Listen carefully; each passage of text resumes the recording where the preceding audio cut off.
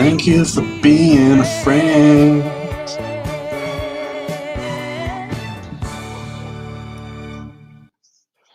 Hello, we are live. Hello, everyone. How are we going?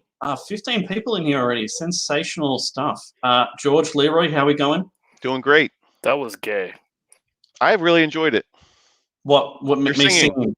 Yeah, it's fantastic. I don't know if people in chat could hear it, but it was brilliant, magical, majestic singing. Let's have a look who's in chat. Johnny Cage. You tell me, Rob, why are people doing this? I don't know, Johnny. I don't know. We'll have to ask George. George knows everything. I borrow ideas. Agree, Rob. Not sure why they waste so much space to add a background when they could just add more word balloons. I know. I don't get it either. We have D-Wag in the house. He's just woken up. Unhinged Entertainment, how are you going? There's a dog that treated a coon in Ron's backyard.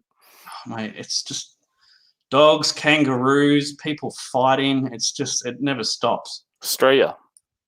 Australia. Dojo Coon. Unhinged. When's your launch? Let us know, Jason. Black Rose is in the house. Who else? Who else we got? That's me. Not that exciting. Bancroft is at work today. I invited him because he couldn't make it either. Who else? Corey's in the house. Do you know? When he said he wouldn't go, did you thank him for being a friend? No. Should I? George, are you aware that Kozor is still in demand? You're kidding. Tell me all about it. Let's watch the trailer. Oh, fantastic. Here he is, the man. Underbuns, how are you going? Not too bad. How are we, gentlemen? Booty Juice, hello. Hello. Hockey's here. Good to see you, mate. Good to see you. Gee, lots of people, lots of talking today. I'm feeling like a miniature Bancroft. Eric Von Stugel's in the house. Here we go. Billy, J-Ro, K-Manifesto. Good to see everyone here. Thank you all for popping in, guys. So we've got a few things to talk about today. And I wanted to get Joe on because a lot of them kind of revolve around his world. And it's dialogue, Joe, and word balloons and just text. What's going on? Why is there so much of it? Like, this is a visual medium, isn't it? So why are we talking people to death? It started with X-Men.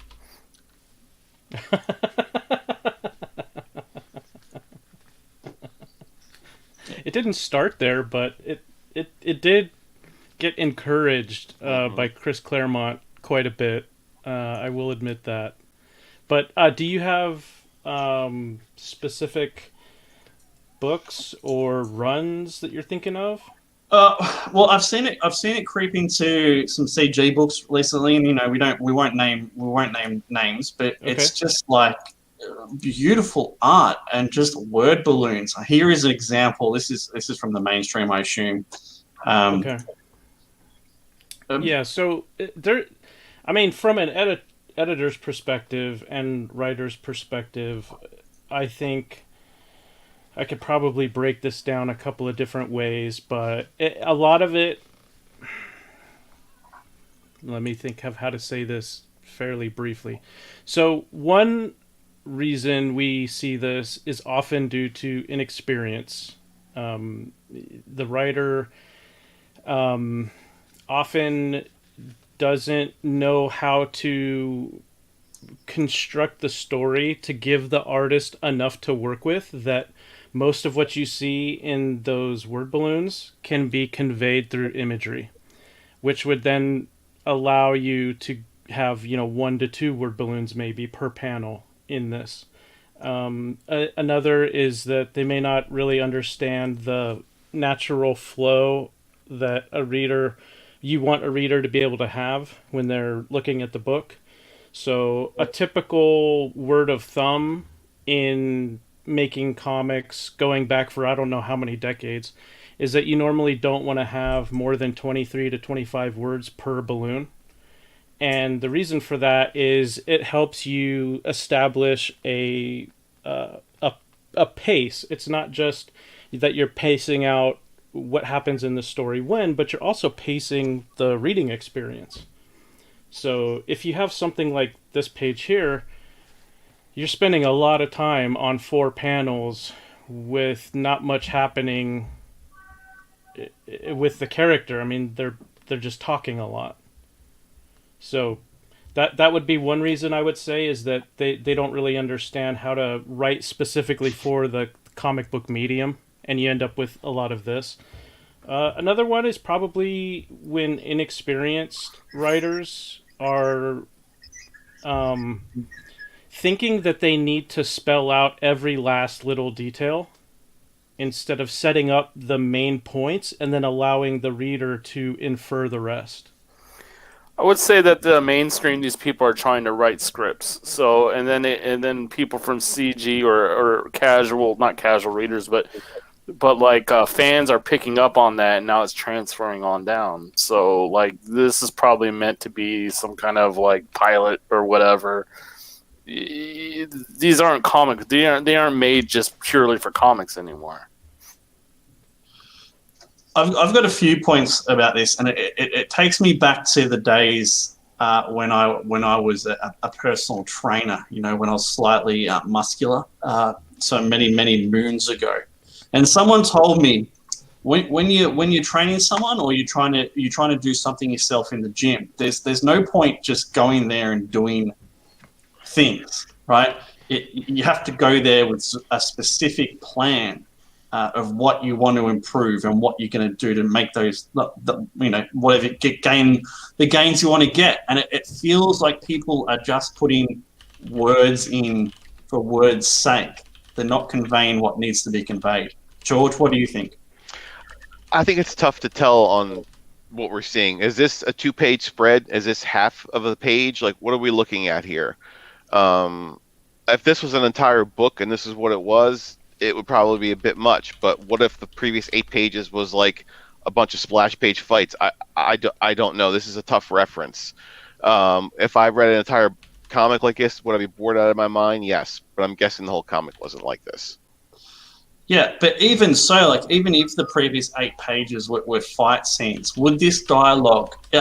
Let's play devil's advocate. Let's say you need to have every single word in this dialogue. Would it not be better if it was split over a couple of pages? You know, so you're not just slammed with it right in your face. Because when I see this, right, 1, I don't want to read it, and 2, if I do read it, which is unlikely, the power and impact of the words and whatever they're meant to convey is going to be just lost. Yeah, this doesn't do my head in like it does yours. It actually doesn't bother me at all. I remember the days of thought balloons. Remember that, Joe? Oh yeah, like absolutely. That I still find corny. But this, I mean, whatever. I mean, this doesn't bug me. This guy in this page though, he's given the when I misbehave in chat, this is the look that George gives me. I do appreciate that there's different angles and different views of his face, further away, closer in. It's not like the same head over and over and over and over again. Yeah, I don't know. I'm not feeling the disdain of this that you are. Well, I mean, this is, Joe says there's a rule where you have 25 words per page. I know that. I've read that myself. Per panel. Per panel, yes, sorry. Per page, it can be up to 125 is the rough guideline, right? You've got like 40 plus words on this one page here. This is going to be like, that's going to be at least 50. That's going to be another 40. That's going to be another 40. So do the math. That's like 170 plus words on this one page. And I don't think this is a full page. I think this is like a top half of a panel, like a top half of a page. And what if the other page was 3 words? Then it would balance out to like 100 words a page. So it'd be right to where it should be. I don't know. Like, I'm not feeling this one, Rob. It's one of those. It's one of those things where a skilled writer and or editor should be able to recognize the question of pacing and how it applies to that specific story and the specific moments in the story. But there are ways to speed up or slow down pacing that don't involve, a whole bunch of talking. So this sort of thing is not really my cup of tea either, Rob, but I do know of people who love comics that are like this. You remember in Dark Knight Returns, Joe and Leroy, when there was like the broadcaster speaking, and it was like 16 panels to a page, Mhm. and they would just be talking over and over, and that didn't disrupt the story. I mean, if it's done well, it works. Now, if this is written poorly, and I don't know what this story is, yeah, it's an absolute killer. But if I'm going to flip through a book and see this, I'm not going to be like, I'm not picking this up. I won't know until I read it. Are you saying that Rob is acting like Karen right now, George? That's what I feel like you're saying. No, that's not what I'm saying. Mo's in here. Good to see you. Hey, Mo. I don't know. Joe, as an editor, if you saw a page like this, what would be your recommendation to the writer? Well, right off the bat, I would say that the number of word balloons here is more or less choking out the art. So, for example, if you look at these 4 panels, the size of the guy, it increases with each panel. So that means we're zooming in on him, right? And if we're zooming in on him in what becomes an extreme close-up, then when you have all of these balloons that are choking out that art, you're basically covering up the thing you want the reader to focus in on, which is his facial expression. And so what I could sit here and read all those words, but really, without having the context of the rest of the book, I'd have to reserve some of my comments. But I could just say, in general, what I would want to try to encourage this writer to do is say, use the art that's there, work within the space that you've been given by the art. You've got an empty background there. And then try to, whatever you write, make it complement the facial expression and the size of that guy's head, because we're zooming in. We can only do it in still frames.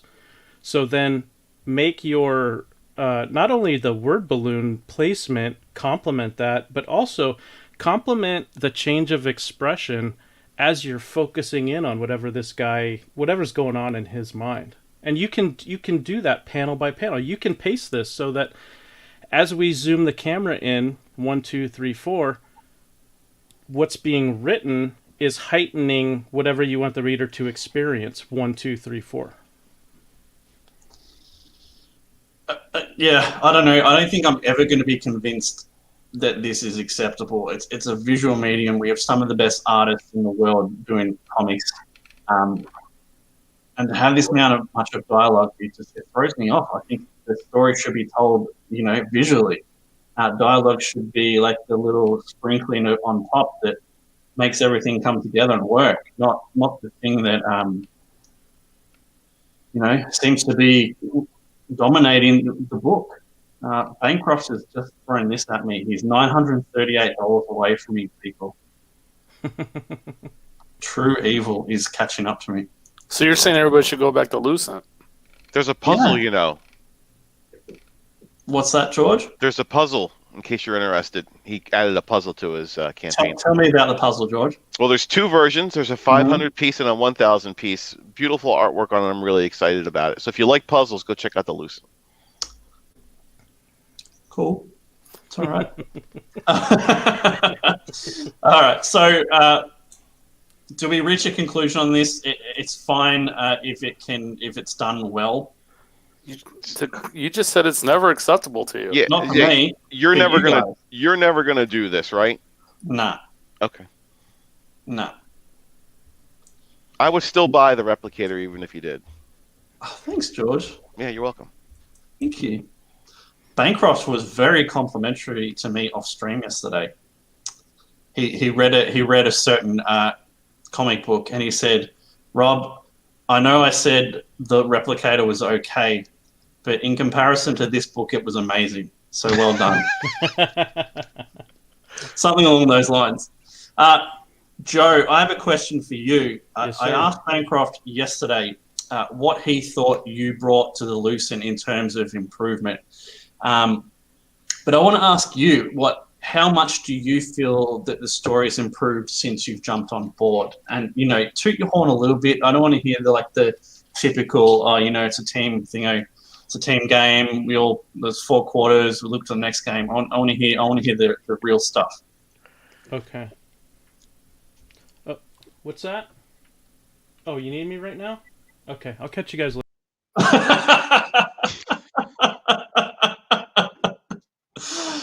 All right, that was quick and devastating to the rest of the show.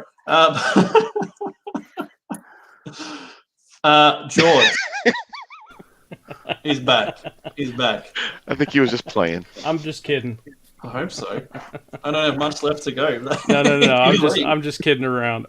Yeah, no. So, I mean, do you want to? For anybody who didn't see the show, did you want to give them a preface, or do you just want me to jump right in? Jump right in. Okay, so when it comes to the Lucent, there's a few different areas that I've been able to help Mike with that I would help any storyteller who wanted to hire me to do both story editing and copy editing. And copy editing, for people if they're not familiar, it's real easy to describe. You're basically checking and correcting spelling, punctuation, and grammar. Copy editors work in virtually every medium where there's writing. And then with comics, with story editing, you are checking things like story structure, plot integrity, how characters are presented. Are they consistently... do they have a consistent voice that is unique to them, that is present throughout the entire story? And you do that for every character. So those are the kinds of things that you do with story editing. You make sure there's logical consistency. You make sure that from an art perspective, if this guy here on the page is wearing glasses in the first 2 panels, and then he's missing his glasses in panel 3, but he's glasses again in panel 4, as a story editor, you point that out and say, look, this guy's missing his glasses and there's no explanation as to why. Is there a reason why? Well, no, I forgot to draw him. Okay, well, you need to draw glasses on him. Stuff. There's a lot of stuff like that. So for the Lucent specifically, I was hired to do both copy editing and story editing. So where Mike was in the process of remastering the book, we agreed that it would be best if we started with essentially just him breaking down the entire background of the backstory, because I read the book and then I said, okay, Mike, there's a story here, beginning, middle, and end, but there's also a lot of backstory that I know you're thinking about when you're writing this. So let's hear the entire backstory, and then I'll feel confident that I can give you, good suggestions in terms of clarifying your storytelling here, because there are some things that aren't clear. So that's what we did, and then I just dug into it and basically started with a few different things. One being, if there's any pages where the storytelling element that was most important that information was not being conveyed clearly to the reader, I would say, here's what I think you're trying to do, but it's not reading that way. It's reading this way, and so how do you want it to come across? And then he would tell me how he wants it to come across, and then I would say, okay, here's how I would recommend achieving that. So there's a whole lot of that, and then there's a whole lot of what we're calling art fixes, where the book had a particular look because of the time in which he drew it, and he's a far more skilled artist now than he was when he drew the book. But there were one of the hallmarks of an artist that's on their way up is inconsistency. So even though there was more or less a consistent skill level for this section of the book, this section of the book, and this section of the book, there were inconsistencies within those that were very distracting. Mm-hmm. So a lot of what I did was to just kind of go through and circle those and just say, hey, do you want to fix this or do you want to let it go? And that's one of the big differences between a freelance editor and a staff editor working for a corporate publisher. A staff editor will come in and say, you have to redraw that. A freelance editor will come in and say, do you want to redraw that? And then, whatever the project owner wants to do, then that's what they do. But you avoided the question. How much do you feel like you improved the story overall? Well, are you looking for a percentage? Sure, just give me something. Okay, just give you something that you can use to mock Michael. Yes, yeah. Well, we haven't finished with the process, so there's that caveat. If I'm trying to assess this based on the clarity of the storytelling in general, and then per page and then per panel, I would say maybe somewhere between 30 to 50%, maybe. Nice. Leroy and George, do you have any questions or comments on that? One thing I wanted to just point out, which I think everyone is aware of, but I think Michael might do the best backgrounds in Comicscape. Like, look at this. This is ridiculous. Mm-hmm. Yeah, excellent backgrounds.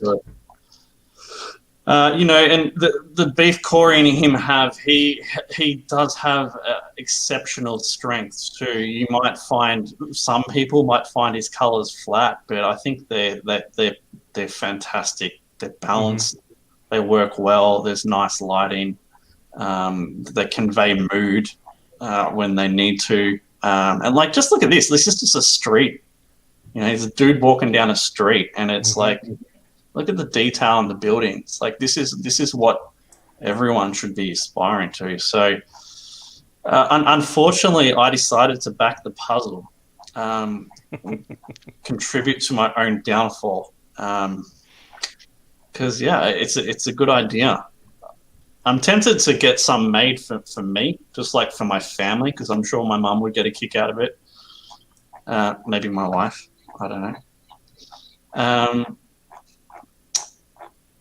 Yeah.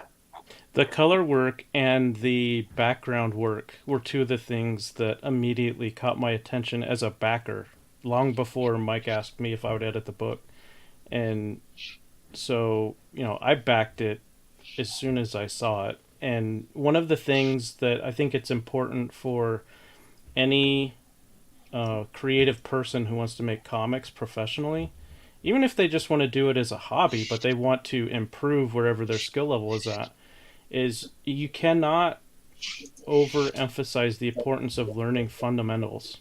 Because Mike, in his background work, is fundamentally sound. His color work is fundamentally sound. And that's before you even get into anything that we would call tricks. Like special effects when it comes to coloring. Just things like color theory. Knowing how to balance the colors on a page. Knowing how to harmonize colors. Knowing how to evoke a feeling within the reader because you've set a tone on a page where the colors complement the line work. Stuff like that. If you learn those fundamentals first before you start trying to get really tricky with special effects, then I think you're doing yourself a service. And one thing is, Bancroft's shown me like his improvement in his color work too. It's dramatic. It is dramatic. Like he'll take. I can understand like Corey's criticisms of his past work because it is flat, but in his new stuff, he's added like light and reflection and just all this stuff that brings it up to a whole new level. So, I mean, hats off to him. He was born that way with that giant head, but he's used it. He's made it work. One question, Joe, is And this is something, it's not necessarily something I struggle with, but it's something I think about a lot. And that is, like you were saying before, is having the characters sound different, like the different Yeah. people. How's Bancroft gone with that? Well, with his story, it's pretty easy because the characters are so different. Mm-hmm. So he did have that before I came on board. With him, with his story specifically, you've got characters that not only have distinct personalities, but several of them are from different areas of the world. So the trick with good comic book writing, when you've got people from different geographic areas and you want them to sound like it, Mm-hmm. the trick is to make their speech rhythms and the way that the reader imagines they pronounce words, make it different enough that you're getting the point across, but not do it so much that they turn into a caricature.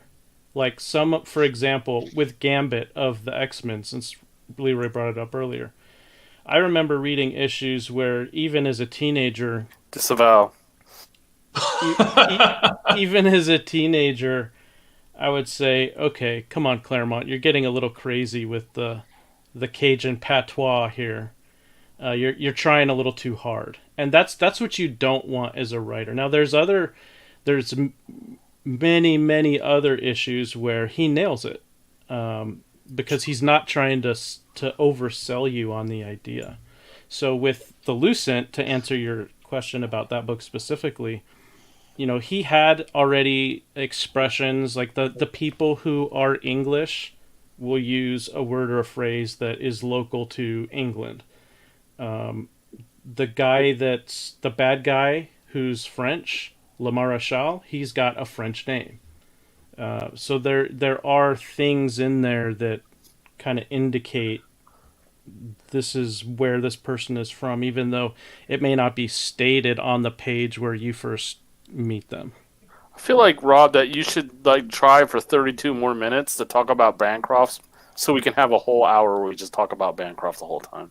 I could probably do it, honestly. Yeah. I think we give each other a lot of shit because we're Australian. That's how we do things. But You act like he's a that's good some dude. kind of Australian right, but it's we do that here too, right? You Yeah. probably stole that from us, just like every other word you have, and just put like some silly thing at the end and called it Australian.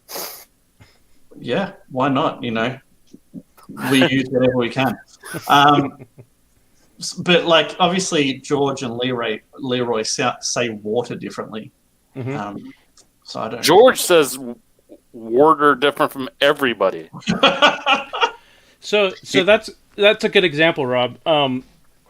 So when you're writing or you're editing and you're trying to kind of nail these impressions of a regional dialect, because in my opinion, that's where a good writer kind of nails it, is when they give you the impression that this person is from that area, and so therefore they talk in this way. But for a word like water, or you might say water, or someone else might say wooder, if they're from Philly or South Jersey or whatever. So I'm not going to write that out as Wooder, because that's distracting to the eye, right? Mm-hmm. But I might say, okay, so I have a character. We were talking about Philly cheesesteaks last weekend because there was Sandwich Saturday, and I think it was it Vanessa that made a Philly cheesesteak? Or anyway, it was talked about, and there was the question of, do you put whiz on it or not? And that whiz refers to Cheese Whiz, which is this artificial cheese product you spray out of a can. I don't eat that stuff, right? But people in the Philly area, there's a whole lot of people who swear by it, and they love it.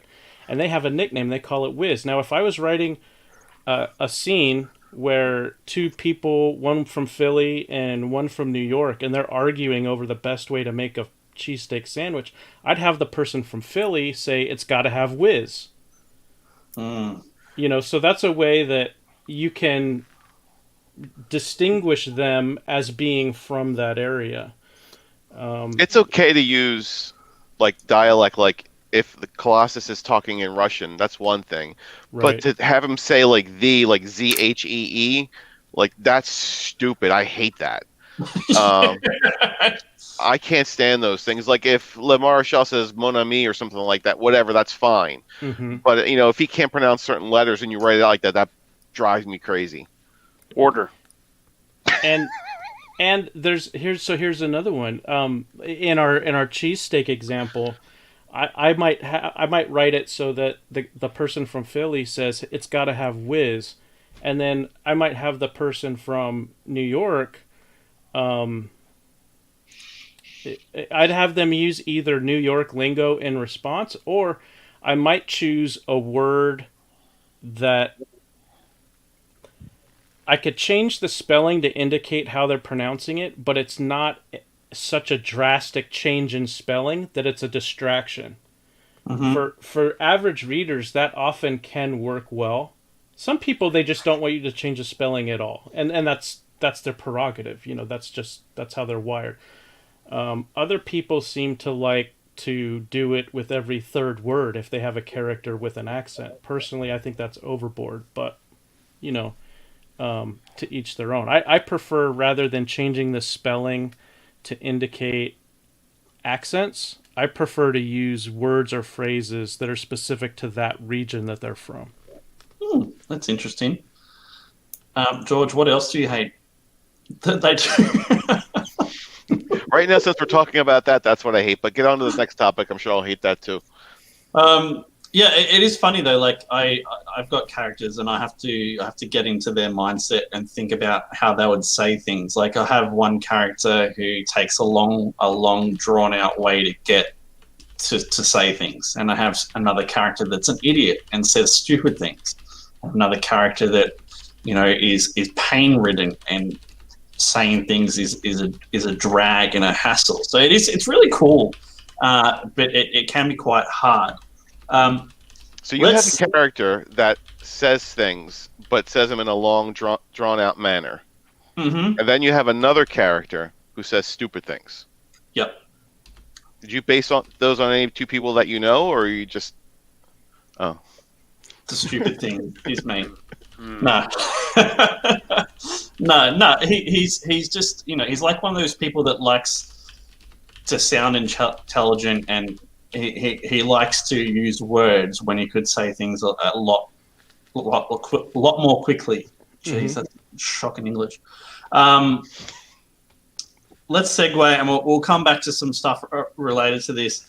So, team ups with creators on shows and books. This is George's segment, so he can kick it off. Oh, I was just asking Leroy. We were talking about topics for the chat, Joe, and I was saying it'd be cool to come up with an idea of like two creators you'd want to see team up to do something, whether it be a book or a show together. Just a dream team up that maybe you want to have like Ethan draw a book with Frege or something like that. Just an idea, or you might want to see Malin do a show with Bancroft. Is there anything out there that you'd like to see creators team up to do, or you, Leroy? Order.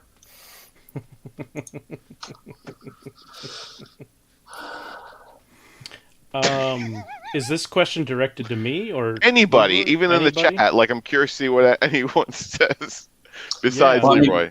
I'm really keen to see a Corey Narwhal show. I think that would be just hilarious. They could talk about women and dating advice and that kind of thing, and it would just be hilarious. That would be entertaining. Someone mentioned that last week, and that's what got me thinking about the topic. That would be brilliant. It would be so good. I don't know. I'd like to see. This is Dream Rob talking, but I'd like to see just different people doing different things, and it's like that's very generic and general kind of saying, but like I'd like to see Bancroft, as an example, do a show with someone else, like just different people. Like I'd like to see him do a show with Malin. I'd like to see him do a show with I don't know, Eric Canetti, or just like a somewhat regular thing. I don't know. Eric Von Stugel says Malin and R.T. Bear book. That would be interesting. That's- Mail on pencils and Tiber on inks would be very, very good. I think it's going to be much easier to get them to do a stream together than a book together. And as far as the different streams, I think that is a big thing. Because yesterday, somebody on my show was like, "Hey, did you know this book launched?" I'm like, "No, but that's not my fault. That's that person's fault because they're in the same two streams day after day after day, not getting out and talking to other people outside that group and letting people know that their book is coming out." Yeah. It's a big problem too. Like, and I'm like, I'm super guilty of that. Like, you get not stuck, but you get happy in your little clicks, and you don't really realize you're doing it. But then you're hanging out with the same people, you're having a great time, but you're not really expanding upon your fan base and making new friends and new people. And it's something that it's got to be done. Darren Wagner says Mo Biggs with Ibar ideas would break YouTube. I would definitely watch that. That would be a good one. Yeah, that Malin and T-Bear dream team up, that's one that I had also considered a while ago, because I was thinking how if you were to combine Malin's sense of composition and the energy that he'll put into an action shot and the kind of the purposeful placement of elements on the page, and then you were to put Art's almost 4 decades of experience when it comes to inking. I mean, Malin could basically just ask Art to do a particular style, and Art has so many different styles he could do it that I'd be curious actually to see Malin draw 1 page penciled and then have Art ink it in 3 different styles. That would be cool. I'm loving this idea from Bancroft. Mo Biggs and I Borrow Ideas roast show. That would be awesome. You could get like me or whoever it is to be the person that gets roasted, and they just let things rip. That would be great. That would be funny. What about you, Leroy? Is there anything that you're hankering to see? No, not really. Cool. What about you, George? I like the creators that do multiple things, so I'm thinking in my head like Eric Weathers, because he can, pencil and he can letter, and like Kelsey Shannon, who could ink and he could color. Mm-hmm. What could they do together? Something like that. And they're so different. Their styles are so completely, drastically different. I think it would look cool. That's a good call, George. Yeah, I hadn't thought of having a creator doing, kind of 2 of the tasks and then another creator doing the other 2. That's interesting. Oh, thank you. Not a crossover. I would like to see more non-competitive draw streams where people, like especially the pros that we have, like Davis and those guys, like not a competition, but just draw and talk comics on stream. Because some of the best conversations that we have on stream are just guys drawing and shooting the shit with each other. I don't think we have that nearly enough. It's funny, like they say you got to do the pop culture stuff to build your channel, but it's funny because like I see reaction channels that have way more subscribers than people that do pop culture stuff, and honestly, I find the reaction stuff way more interesting than the pop culture stuff. Well, the problem is with the drawing thing is like we started making a competition, and I can see if I was like an artist, like that would turn me off. Like I just want to come hang out and draw, like. So we need to ease up on saying like, let's make it a contest, No, just get in there, draw, show us what you're drawing, and shoot the shit, That would be cool. Is it something that? I mean, Roper Ford is always going to kick Malin's ass, though. I mean, let's. Do you think the chat would allow it to be just a casual draw stream though? Do you I think it demanding blood after a while. I think that depends on the chat, like whose channel it's on. NTM says, I've just noticed that Mo isn't wrenched. What's up with that? Yeah, I'll fix it in a minute, all right? Jeez, this is crazy. How about you, Rob? Who would, forget about team up 2 other people, who would you want to team up with yourself for your book? If he doesn't say Bancroft, I'm calling bullshit right now. Actually, yeah. Now that you mention it, I wouldn't. I'd like to see Bancroft color something I'm working on, just to see how he goes about it and just a different how you do it differently. I think that'd be really interesting to see. But yeah, I'd want the best artist. So I mean, like it could be anyone. ABS could be. Yeah, it's just like, a dream, so you might as well say it. yeah, I mean, EVS would be crazy, wouldn't it? I love to see Malin do something too, because I really like Malin. I like working with Malin. Jeez, Kyle Ritter. I mean, let's just name all the big people. You already did Carl Ritter. You already did that. Oh, yeah, I know, but like actually draw something too, though. Not just coloring. Oh, that would be nice. Yeah, it'd be cool. That'd be awesome. It'd be interesting to see Kyle's line work and Mike Bancroft colors. I want to see Kyle do Goliath. Yeah, that would be cool. That would be cool. It's just so cool because there's so many different styles that you could, from different artists. Like if you get something from Ethan, it's going to be completely different to what you get from Eric Canetti or Charlie Snogan. So I think we're lucky, man. Bancroft says he'd like to see Eric Weathers take on the Lucent. Yeah, I wouldn't, because I'm scared that Eric's going to get too busy to do letter work. You think Canetti would come in there and draw some CG characters with the CG creator? I don't see why not. Yeah, he's gonna do a cover for me, so I think he's gonna do that. So I just got to get in the details. He's pretty cool. I don't know if he's. Oh yeah, he is set up to do draw streams now. So yeah, I don't know why. Yeah, I don't see why not. So why can't we we should, that's what I want to see. That's exactly like it. Like, not a competition though, because I think that turns people like Rocafort and Eric off. It's like making it a competition. Mm-hmm. So I might be the only one that thinks this, but I'd like to see some interviews. I'd like to get to get the backstory on people like EVS a bit more, and what goes through his head when he's drawing, and just all that stuff condensed into like one. We are going to have Shane Davis on in 2 weeks for such an interview. Well, I mean, I can't wait, man. That is going to be awesome. I hope you guys cover what I want to hear. I don't know what I want to hear yet, so. Today I was thinking about asking somebody if they're available to do an interview on the Fulton Land Thursday show. And if I can get that lined up, then I'll definitely let everyone know about it, because I think it would be a very interesting listen. Well, to be fair though, if that's not what I'm doing during the week, Rob, what am I doing? Like pulling these different creators and just hanging out. Like, isn't that? I mean, I think you learn more about a creator when you're just hanging out than you do if I sit there and drill them with questions over and over and over. Like, so I have Jason Bascom on. He's in the chat the other day, and we're just hanging out. Eric Weathers. Who else have I had on? Joe Catapano. These guys, and we're just hanging out. We're not shilling books, but we're just hanging out. Like, I figure that's probably even a better way to get to know a creator than sitting there drilling them with questions. Yeah, that's fair.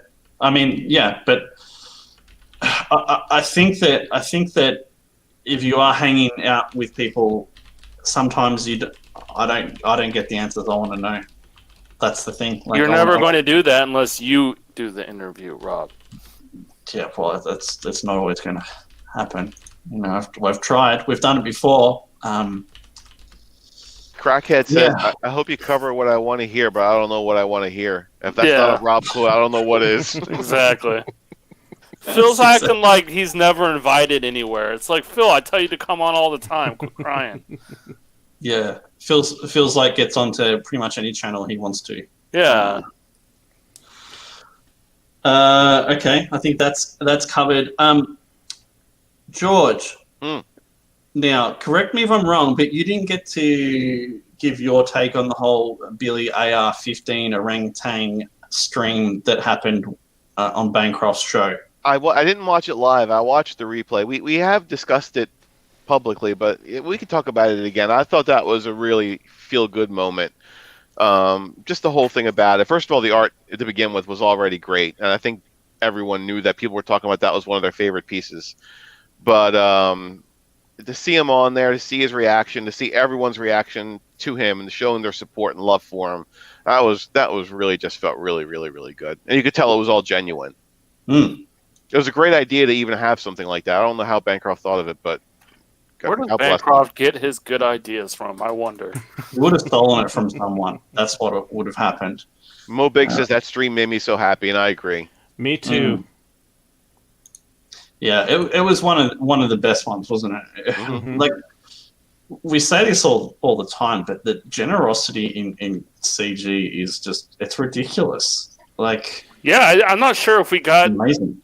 that GoFundMe from 7 of 9's niece, but we damn near did if it's not funded yet. And I don't mean it got funded. Yeah, if it was just us, but there are a lot of CG names in there, and I did anonymous, so I know there's a bunch of us that are anonymous. Yeah, like it's great. Yeah, for sure. Yeah, I'm with you, Leroy. I donated anonymously, and it was, I want to say it was early this last week, where we got word that or maybe it was midweek, where Casey, the person who created the GoFundMe, she sent out an email and she let everybody know that they got fully funded, and she thanked everybody for donating, and she was saying that in the month between the accident and then the update that she sent, it was basically miraculous how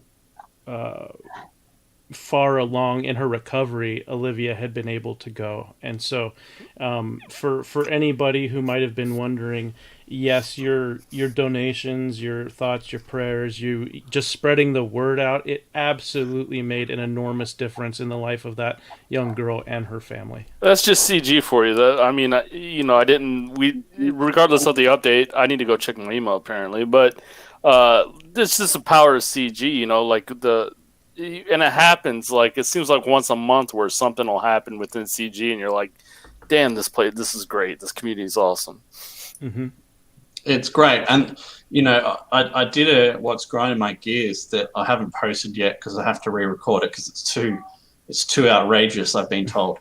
But it seems like a lot of people, well, some people, I won't say a lot of people, some people don't appreciate what they have in this community. And I think, like, man, it's incredible. It blows me away. It really does. Thank you for being a friend. Mm-hmm. Mm-hmm. All right. One last topic I wanted to talk to Joe about, and maybe George can also have some opinions, and Leroy, I don't know. We'll see.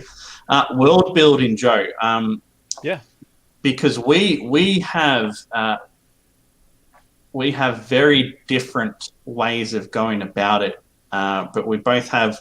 Mine's not really a superhero story, but yours is. But they both have super powered people in it.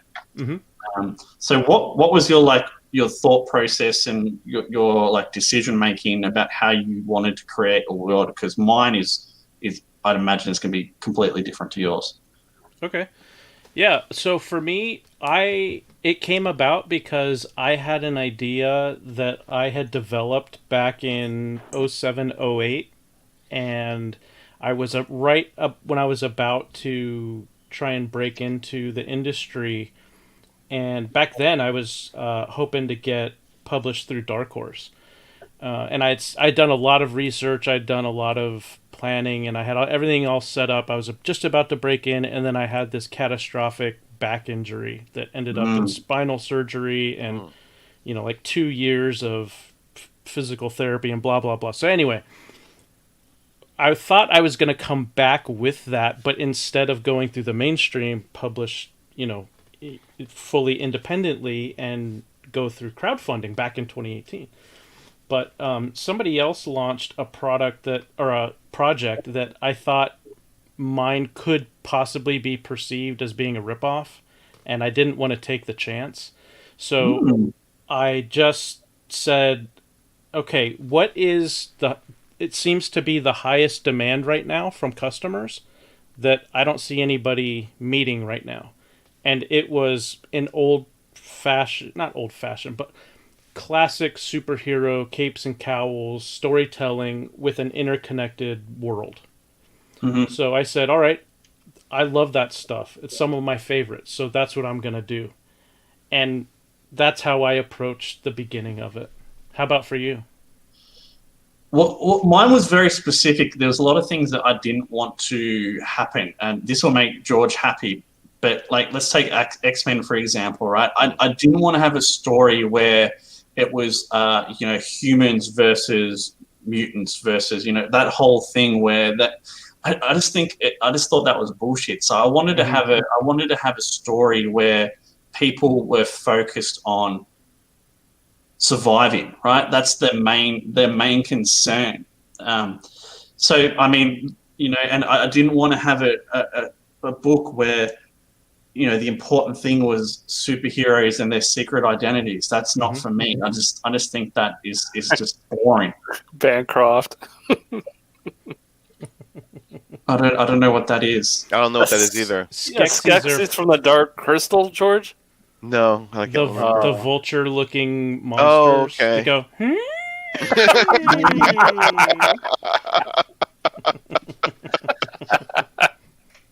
So yeah, I mean that is the reason why you guys are the worst.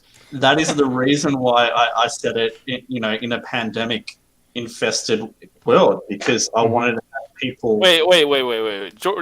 Joe, can you do the Skeksis thing one more time? Because it was pretty good. It was great. Can you do it one more time, It's Joe? tough to do it on demand. I know. you want to get a clean recording of it? Yeah. Can we do it one more time? All right. 3, 2, 1.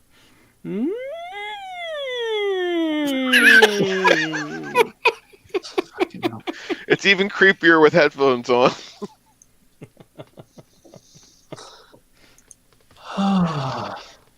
Yes. That's what you sound like, Rob. Mm-hmm. Yep.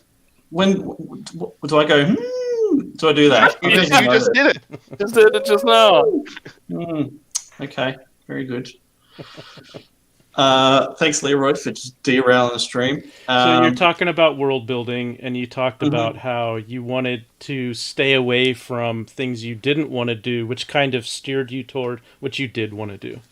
Yeah, and I wanted to have people more focused on surviving rather than being concerned or having opinions or trying to, take down superheroes. I wanted that to be an afterthought type thing. And how that happens is a different thing. But what about yours? Like, how did it work for you? How do the superheroes interact with your world, if you're able to talk about it? Oh, sure. Yeah, I can talk about it.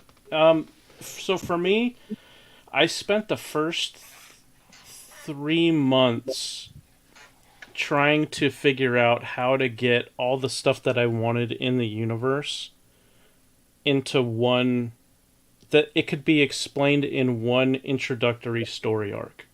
Because there's a lot of comics, and I don't disparage anyone for doing this. It's actually a very sound thing to do, where they want to introduce a world, and so they start with one book, one lead character, and then over time they introduce you to more and more of it.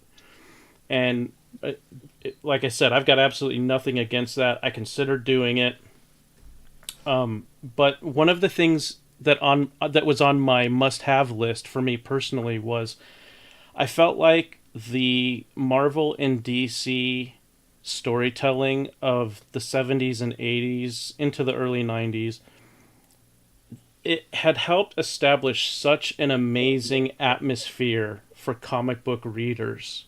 And you had publishers making boatloads of money. You had retailers, whether they were a comic shop owner or they were a newsstand distributor, they were making money. So the money side was all taken care of back then. And everything was booming. There were new characters. There were new titles being created constantly.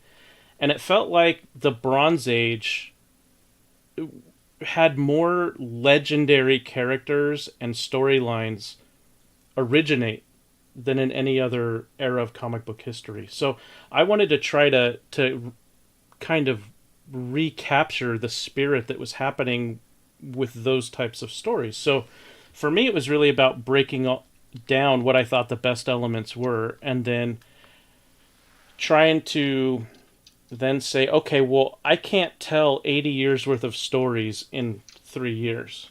So how do I kind of condense a lot of the best stuff and present it in a way that makes sense to people, and it's not it doesn't come across as having a lot of stuff shoehorned in just to have it in there? How does it come across that it all seems very natural? So I spent a good 3 months just trying to crack that problem because I saw it as a problem that needed to be solved. And I basically just kept chipping away at it, and kind of checking things off my list as I worked them into the structure of it. And then when I got to the characters, it was one of those things where I felt like it was really important to have a foundational paragon of heroism. So like a singular Superman-esque character, not unlimited strength, not unlimited invulnerability, all that stuff. But the way that Superman used to represent heroism and was the flagship character for DC, Clark Kent is a hero.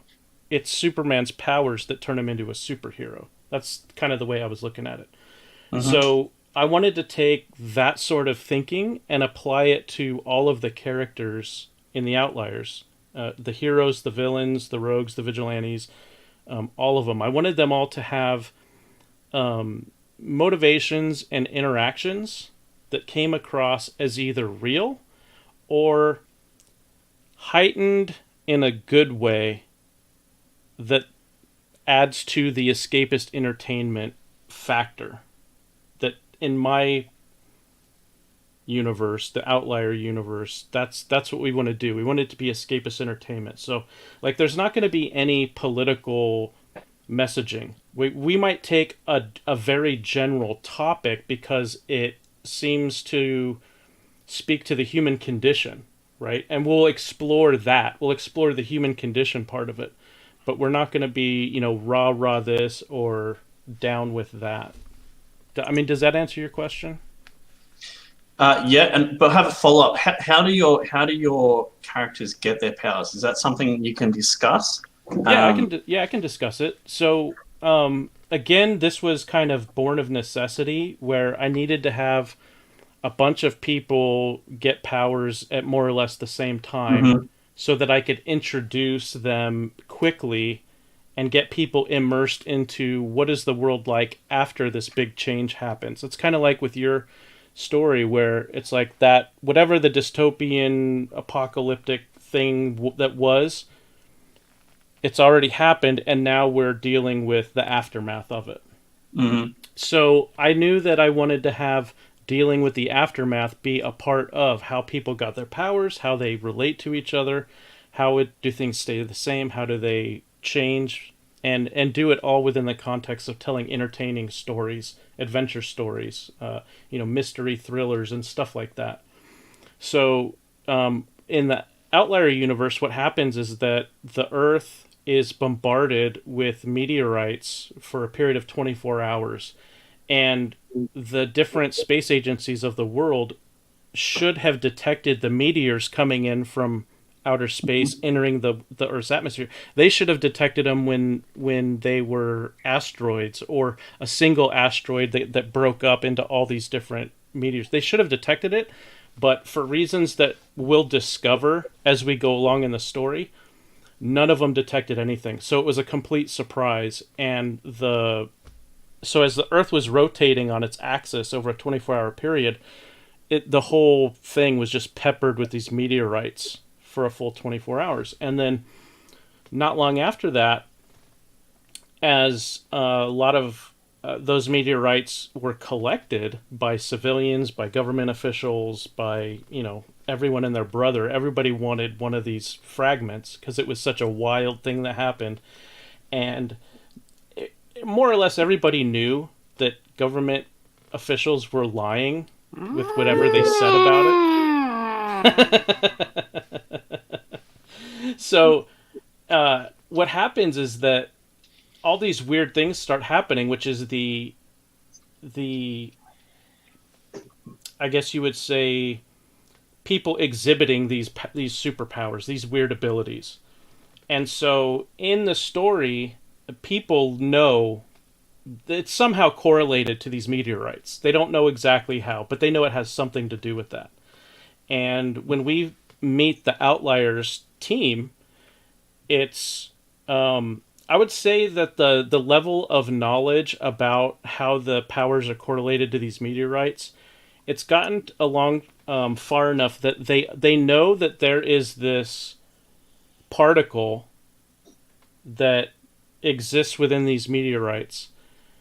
They've identified that it is a particle that's unlike anything found on Earth. They don't know exactly what it is. They don't know exactly how it's doing what it's doing to people, but they know that there's a direct correlation between this particle and these superpowers people are having. So it's one of those things where it's like people in the world, they know it's tied together, but they're trying to figure out exactly how. George, I have a question for you too, and Leroy. What do you think is the best example of how a character got their superpowers, and the worst example, if you could think of one? And I just want to say hello to a couple of people in chat popped in. Luis, good to see you. Jeremy and Christine, man, it's good to see you. I haven't seen you enough lately, which is good to see you back a little bit. Plot twist, it was China. And while George is thinking, and let us know if you've got any to go, George.